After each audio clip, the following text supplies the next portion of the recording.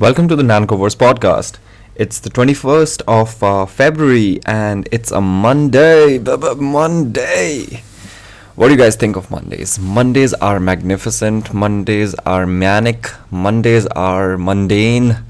What do you think? What do you think about Mondays? There's a lot of philosophy around Mondays, People who like their jobs actually look forward to Mondays.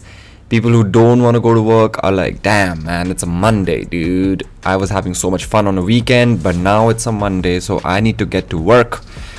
But I would feel like the most important thing is to like your work, because I would want to be on that space of my life. Because if I'm always looking forward to the weekend, then Mondays are going to make me feel miserable.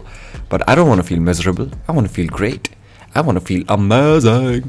So here we go with another episode of the NancoVerse, and I would like to start today's podcast with a beautiful writing by a man called Dr. Huberman. I don't know how many of you have heard of him, but he's a neuroscientist and ophthalmologist from Stanford School, and he's really good. You should check him out. His name is HubermanLab. It's spelled as HubermanLab. Huberman, and thank me later. A little excerpt from one of his posts on Instagram, which says, "Many a problem can be avoided by learning to maintain cognitive clarity in states of high autonomic arousal. If you're doing cold showers, cold immersions, etc., try doing it in silence. Maybe even do some math in your head." That's supposed to be a joke. Tools such as deliberate cold water exposure have immediate and indirect benefits. For example, 11 minutes total per week of uncomfortably cold but safe, obviously, cold exposure can increase metabolism and brown mitochondrial rich healthy fat, increases dopamine levels to up to 2.5 times. So guys, get into a cold shower, do it. I know it's hard, I know it's difficult, especially in the winters, but you gotta do it for that good mitochondrial rich brown fat and the increase in dopamine that makes us feel good about the things that are supposed to make us feel good. Often missing, however, are physiologically grounded protocols for us to become less impulsively reactive. As it turns out, the impulse to vocalize and to move are two such forms of reactivity. Learning to suppress those in order to maintain mental clarity can be very beneficial as it exports to other domains of life. Note: vocalizing under stress can of course be very beneficial in some circumstances. I am not suggesting people learn to suppress adaptive vocalizations or staying in unsafe settings. The idea here is to maintain mental clarity so that you can think more adaptively, not less. So if you're doing deliberate cold exposure, perhaps try doing it in silence, meaning that you don't speak while getting into, during, or getting out of the cold exposure. It's not about suffering in silence, it's about learning to maintain clarity of mind when you have a lot of adrenaline in your system. Just have fun with it. Yell and scream or sing if you have to. Your choice. The effect is simply different in each case. The metabolic effects are still there no matter what. Great. So Dr. Huberman is telling us to get into a cold shower, and I am telling you that we are getting into the news of the day. And I want to start today's news with a really interesting financial news, which is about how 1 in 3 IPOs this fiscal have been trading below its issue price. There have been so many IPOs, which are initial public offerings that have happened in the past few months. Lot of interesting ones, including Nykaa, Paytm, Zomato. All of these companies are companies that we use, and these are very customer-facing, customer-oriented tech companies. However, there is a flip side to this whole scenario, because a lot of times these companies will overvalue themselves when they go into an IPO, and what happens later on is they tank and people lose money. So be very careful when you invest your money. This is a story by George Matthew and Sandeep Singh in the Indian Express. At least 1 in 3 IPOs this financial year since its current trading below its issue offer price. In the past 10 plus months since April 1, 2021, in fiscal year 21-22, as many as 50 companies mopped up a record 1,11,156 crores. 50 companies mopped up a record 1,11,156 crores. State-owned LIC too expects to mobilize over 50,000 crore through an IPO this year itself. During the same 10-month period, the benchmark sensitive index Sensex of the Bombay Stock Exchange gained over 16.5%. BSE mid-cap and small mid-cap indices rose 18% and 34% respectively during the same period. If investors in 18 companies out of 50 listed companies are sitting on losses, several others have generated only marginal gains. Of the 32 trading at a premium as on February 18, a dozen generated capital gains of up to 15%, which includes 7 that have risen up to 10%, according to the data compiled by the Indian Express. Amongst the losers, investors in Car Trade Tech and 197 Communications, which is Paytm, suffered the maximum value erosion, with shares trading over 60% below their issue price. Paytm's not doing that well. Even Zomato witnessed a sharp 36% correction over the last 1 month. It is currently trading at Rs 86, which is 13% over its issue price. FSN e-commerce, Nykaa, which is, saw its share price fall from 2071 on January 17 this year to 1397 on February 18. So if you bought its shares at 2000s, my sympathies are with you. Damn. The issue was priced at 1125. Data patterns dropped from Rs 815 to 652 during the same period. Data patterns dropped from Rs 851 to Rs 652 during the same period. The sharp fall must be seen in the context of a larger selling pressure in tech stocks. While the BSE Tech fell 8% against the Sensex fall of 0.7% since December 31st, the Nasdaq has lost 13.4% compared with 6% in the Dow Jones, which is the American market. Like how we have NSE and BSE, they have Nasdaq and Dow Jones. Half a dozen IPOs are quoting at a premiere or of over 100%, and another 6 have returned between 50% and 100% capital gains since their listing. Okay, that's not a bad thing. I'll repeat this. Half a dozen IPOs are quoting at a premium of over 100%, and another 6 have returned between 50% and 100% capital gains since their listing. Another 6, so out of 56 have returned 50% and 100% capital gains since their listing. So if you made the right choice, you made the right choice. The CEO of an asset management company said investors should be careful when there are many IPOs. Quote, "It is always seen that when the markets are on a high, IPOs tend to bunch up as companies hope to command a high premium." I did notice that as well. In such cases, promoters don't leave much on the table for investors. They make the most, said the CEO, who did not wish to be named, of course, because he's speaking the truth, and when you speak the truth, sometimes you're scared. The CEO further raised concern over the huge valuation demand by new age technology companies and investor appetite. Quote, "If these companies could not make profit in lockdown when everything turned online, I am not comfortable with them when the economy has opened up." The top 10 gainers appreciated between 58% and 273%, with Paras Defense and Space Tech topping the list, with the gain of 273%. Its shares jumped from 175 to Rs 654 after listing in October 2021. So Paras Defense and Space Tech went up. If you've been investing in those, good for you, especially in October. The top loser is Car Trade Tech, which came out with an IPO at Rs 1,618 per share. This share is now trading at 586, a discount of 63.8%. Investors also lost in the high-profile IPO of Paytm. The company, which offered its shares at Rs 2,150, is now quoting at 833 on the exchanges.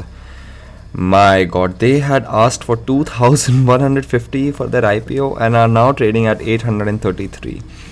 The market capitalization of Paytm has crashed from the IPO valuation of Rs 1.5 lakh crore to Rs 54,000 crore as on February 18. Even the market cap went down, which is very, very shocking. But these things happen, and a lot of times investors do not know about this. It dropped from 1.5 lakh crores to 54,000 crore as on February 18. The large size of Paytm's IPO, coupled with a complex business model and high valuation metrics, dampened the performance post-listing.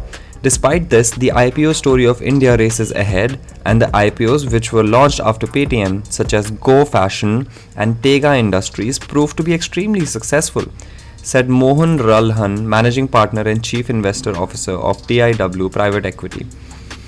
This year 2022 is expected to witness IPOs from LIC, the big one, Ola, Byju's and Delivery. India is home to 79 unicorns. 42 emerged in 2021 alone. Damn. India is the third largest startup hub in the world and has developed a strong ecosystem of entrepreneurs and venture capital investors, supported by favorable government policies which will continue to feed into India's accelerating IPO boom. The sector has just begun and the future looks bright, Ralhan said. An investment banker said the fate of the IPO market is linked to the strength of the stock market. If the stock market remains volatile and shows major correction, some of the issuers might postpone their IPO plans. On top of this, if issuers price their IPOs at high levels without leaving anything on the table for retail investors, there are bound to be some post-listing disasters. With the US Federal Reserve planning to hike rates and tighten the monetary policy, foreign portfolio investors, FPIs, have started exiting from newly listed IPOs along with secondary markets. They see the gains and they walk away. Market regulator SEBI is also concerned about valuations. The IPO market price discovery is not as quote transparent and efficient as secondary market price discovery, SEBI chairman Ajay Tyagi said while addressing a CII summit in September last year. In a consultation paper last week, SEBI said new age companies should make disclosures about their valuations based on issuance of new shares and acquisition of shares in the past 18 months before filing draft offer documents. Very interesting for all the investors out there. Be very, very careful. Keep your eyes open. Investing is a subject matter of solicitation. इसका मतलब ये होता है कि अगर आप invest कर रहे हैं तो आपको सारी इन्फॉर्मेशन पता होनी चाहिए. आपको पता होना चाहिए आप कौन से स्टॉक में इन्वेस्ट कर रहे हैं, क्यों इन्वेस्ट कर रहे हैं, इन्होंने कितना प्रॉफिट कमाया है, इनका नेटवर्थ एक्चुअली इतना है भी जितना ये पैसा कमा रहे हैं. Fundamentals are very important to understand, and it's always good to speak to somebody who knows about these things or at least invests themselves. So a lot of young investors are investing these days because it's all on your phone. You can download an app called Grow, you can download an app called Zerodha. Without much education, without much background, people are investing in the market, and a lot of times these things work out. A lot of times people make money, but a lot of times people lose money as well, hard-earned money at that. So be very careful when you invest, but also at the same time do it because it's fun and it's important to compound your money. So yes, get all the information you can and get on it. Moving on, I would want to bring the attention of the listeners to an editorial written by Nivida Chandra, who is a psychologist and founder of Kind Space Center for Mental Health. Nivida Chandra has written about the need to show compassion to the kids who are returning back to school. We need to show compassion not just to kids but also to adults, and I can say this because I need some always. Sometimes when I'm not feeling good, showing a little bit of compassion makes all the difference between having a good day or having a bad day.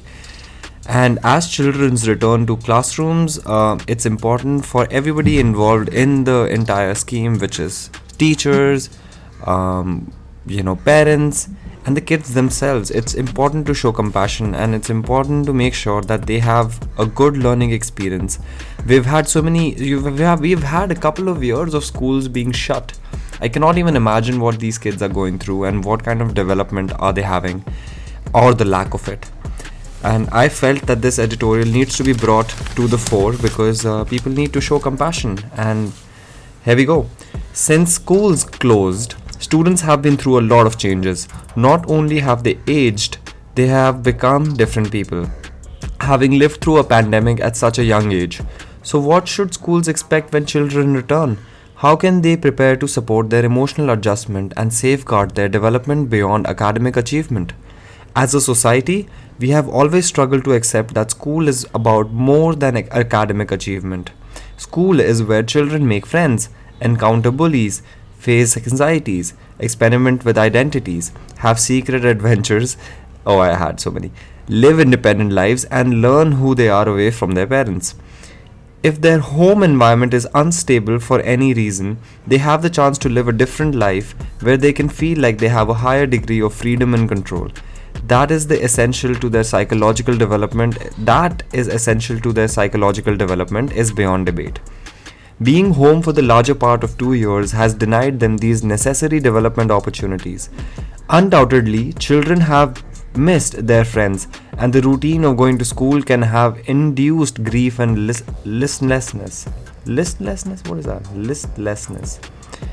Beyond this, though, several children have experienced COVID induced health anxieties and the loss of loved ones, varying textures of violence and financial crisis, and several other issues. The symptom grabbing everyone's attention seems to be an increase in screen time. Yes, kids, it's not just you, but I cannot even imagine being a kid and being in front of the screen at all the time. Less attention has been paid to nuisance symptoms such as disrupted sleep or eating patterns, lack of focus and motivation to study, sullen behavior, and temper tantrums. Older children have been taken to doctors for anything from mild mood and anxiety disorders to instances of addiction and self-harm. Despite our intention to support our children, it seems we have instead decided to manage them and place the burden of coping academically and emotionally on them alone. It is one of the great privileges of adulthood to develop an amnesia about how we would have liked to be treated when we were children and adolescents. Children do not always communicate directly and often go unheard when they try, nor do they have an emotional vocabulary to explain the complexity of emotions they might be going through. Instead, they withdraw, get angry, stop studying, or lose focus. Our instinct unthinkingly is to respond by telling them to engage, stop feeling angry, study harder, and focus more. Unsurprisingly, such advice never works. These are expressions of their feelings. Withdrawing into their phones, for instance, can well be an expression of loneliness, despair, and a feeling of being unmoored. Children are alive to everything around them. Holding it inside, trying to make sense of it, can be to carry a lot. Shutting down, receding it to technology, might be a protective response that offers stimulation and engagement on their terms. I know so many adults who do this. They'll just go on their phones because they're not able to engage with people around them anymore. Other responses to this felt helplessness, no less extreme, could be addictions of various kinds and attempts at self-harm. It is, therefore, unreasonable to expect children to return to normal just by virtue of them attending school again. Students may struggle to reassimilate with friends, while many others may not know how to study in a classroom. Schools need to be prepared for hundreds of students, each carrying the burden of the past 2 years, coming together under one roof. This is a moment to think beyond labeling students as those, quote, failing behind or depressed, exhibiting conduct disorders, and sending them for behavioral interventions or calling their parents to reprimand them. It is an opportunity to move from a punitive to a compassionate, supportive stance. The aim now is not to graduate them from one class to the next, but to help them mourn what was lost, recover, and feel safe again. This is an appeal to the administrators, governments, schools, and PTAs. Be proactive in addressing psychological and behavioral concerns. Help parents understand the symptoms as responses to the difficulties their children have been through. Give parents and children a vocabulary to talk about their concerns. Use age-appropriate language and creative ways to help children express their feelings and challenges. Make an effort to know which children may have faced death and other identifiable crises in these times. Reach out to them personally. Let them know you care. Don't ask why someone didn't attend a class. Ask what's going on within. Look out for the really quiet or obedient child. Look out for the behavioral signs that are completely discordant from the child you knew. Don't be afraid to ask children what's going on with them. Often they're hoping someone will notice them and ask. You don't have to have all the answers, just hear them out. Create professional systems that involve all manner of mental health professionals who can help you navigate these problems. Offer school counseling services. Create informed and capable systems that can truly be relied on by the students. These can include psychotherapists, counselors, parents, teachers, and even some older students who, with basic training, can become the first line of therapeutic relief and instill a sense of community. These efforts can also take the form of team activities, sports, theatre, and the like, which can be seamlessly incorporated into the daily calendar without additional budgetary or personnel stressors. The time for gradually assimilating such changes into our system is gone. This is a call for a pendulous shift in the approach to parenthood, to studenthood. This is a call for a pendulous shift in the approach to studenthood. Even so, the idea is not to attend to mental health as the flavor du jour. It is to demonstrate a sustained attention to it. This is imminently doable without disruption to other schools' activities and schedules. We have not even begun to understand the long-term impact of this time on the lives of children.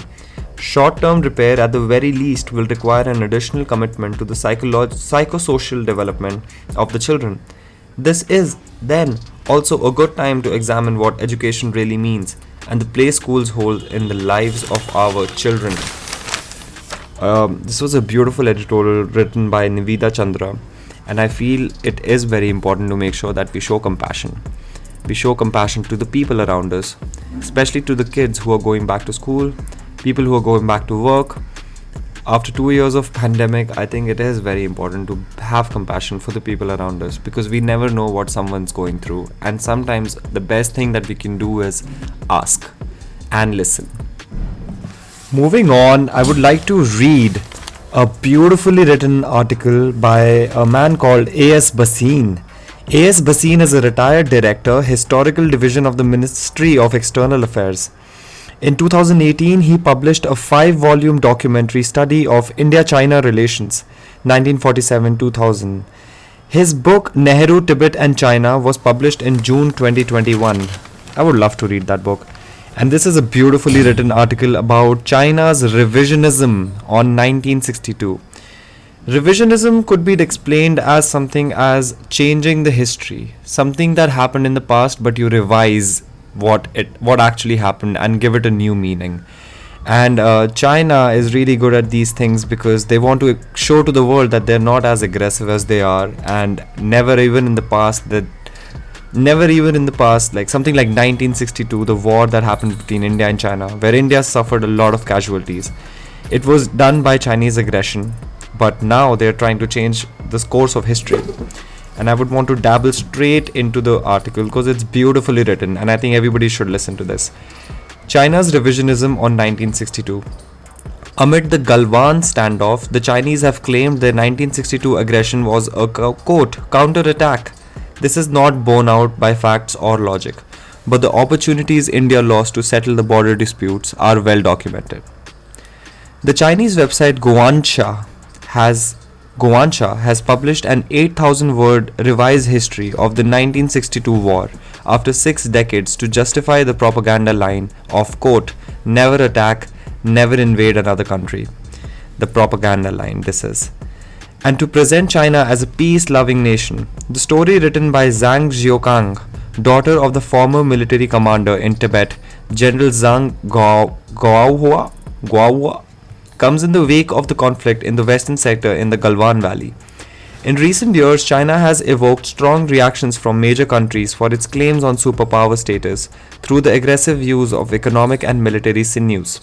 With the UK on Hong Kong, with Australia on trade, with Japan over the ownership of Senkaku Islands in the East China Sea, with the US on its projection of military power, and with Southeast Asian countries over control of South China Sea, despite the verdict of the World Court under the UNCLOS agreement. UNCLOS is United Nations Convention of Law of Seas, The recent attempts by China to stir up trouble on the India-China border in Galwan River Valley has added to the worries of not only India but the international community generally. History on its head. One can understand Madame Zhang desires to glorify her father, but to portray the 1962 war as a quote, self-defense counterattack is a poor attempt to make history stand on its head. There is a contradiction in her story. A counterattack does not allow the attacked country the luxury of elaborate planning over a long period, as she herself points out, quoting Mao.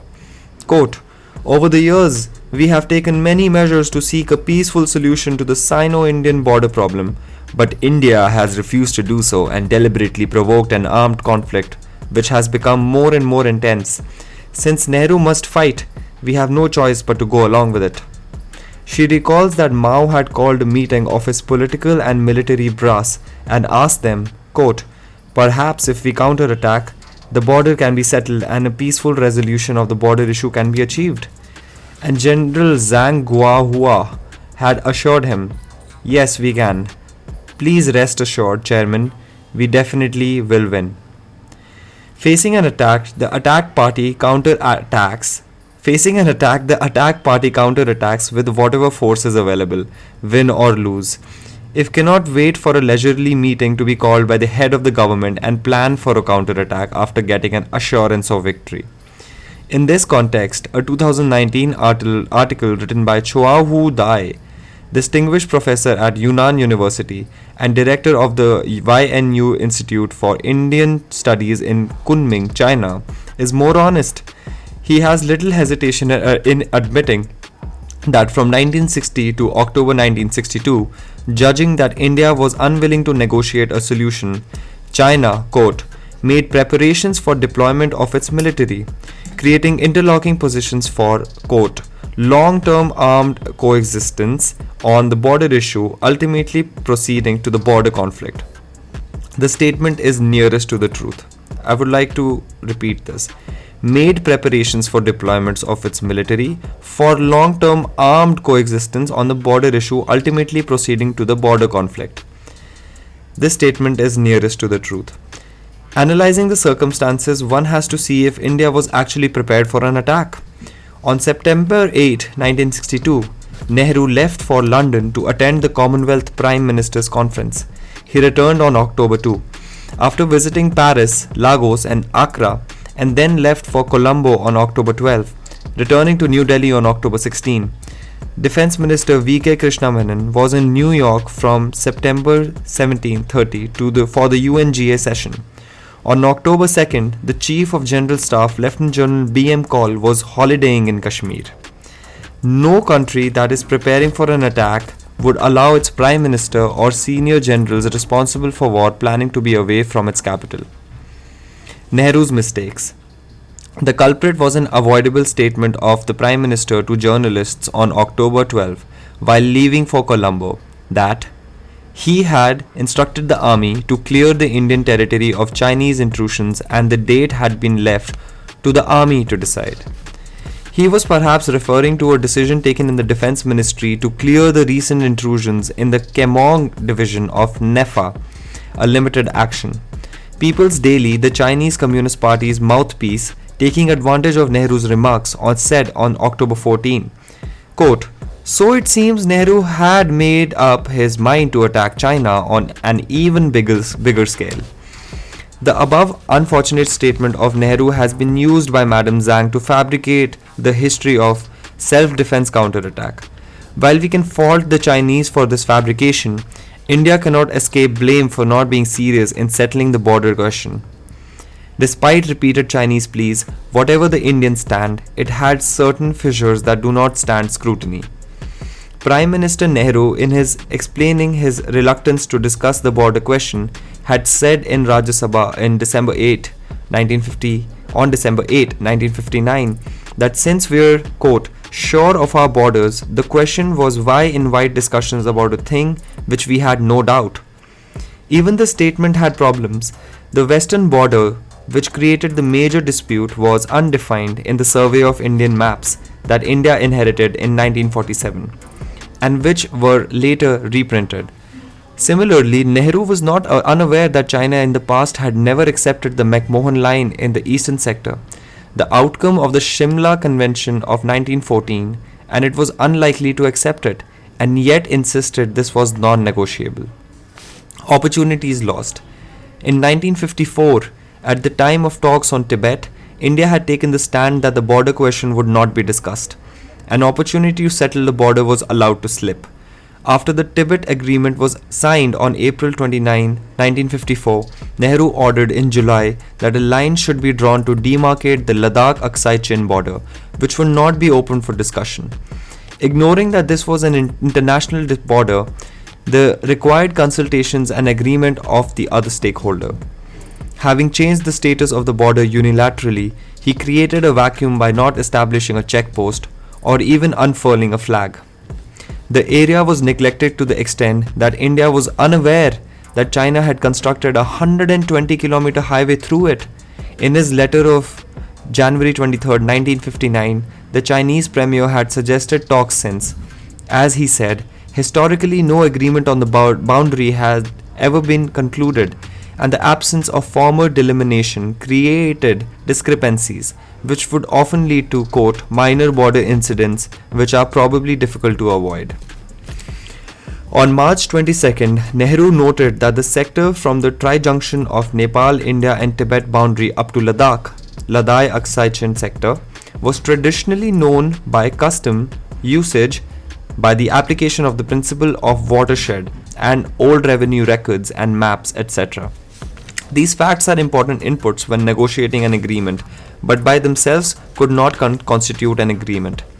Despite suffering from doubts, Nehru insisted in Rajya Sabha on December 9, 1959, that India should hold its position, hoping that, quote, lapse of time and events would confirm it, and by the time challenge came, we would be in a much stronger position to face it. There was an opportunity to clear the doubts at the summit talks in April 1960, but that too was allowed to slip because India insisted on China accepting its maximalist position, not realizing that in a dispute, both sides have to make compromises to come to a settlement. Even after the 1960 talks, China tried to bring India to the negotiating table many times, but Nehru's rigidity did not help. Yet, he did accept in Parliament that the undemarcated status of the border. China continued to insist on the need for a well-defined demarcation of borders on scientific lines. Unfortunately, India remained in denial. The result was 1962.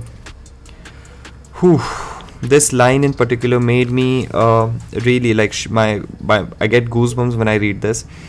There was an opportunity to clear the doubts at the summit talks in April 1960, but that too was allowed to slip because India insisted on China accepting its maximalist position, not realizing that in a dispute, both sides have to make compromises to come to a settlement. Sometimes it is important to make a little bit of a compromise, not just in geopolitics but also in our personal lives, because having a maximalist approach can lead to wars, and this is something that I think India and China both should learn from and at least move towards solving the border issues and making sure that not more lives are lost and that our people, India and China together comprise over 10% of the world population, and we have a lot of responsibility towards the people who live in our countries to provide them with health, to provide them with opportunities and provide them with shelter. And the more money that we spend on making sure that our sovereignty is not under threat, the more money we are not spending on these people. So India and China should definitely sit on the negotiating table and make sure that their borders are not disputed anymore. And with this, I'd like to conclude today's episode. I hope you guys listened. I hope you guys liked what you listened to. And I'm trying to get better. I'm trying to get more. I'm trying to bring you guys more nuance and getting better at reading. And I hope that you guys, whenever you listen to me, also make sure that you go through the timelines. Because I'm timelining everything, I'm putting the chapters on, so that will be a lot of help to you. And thank you so much for listening. I hope that you guys have a great day ahead, and I wish myself the same thing. Jai Hind.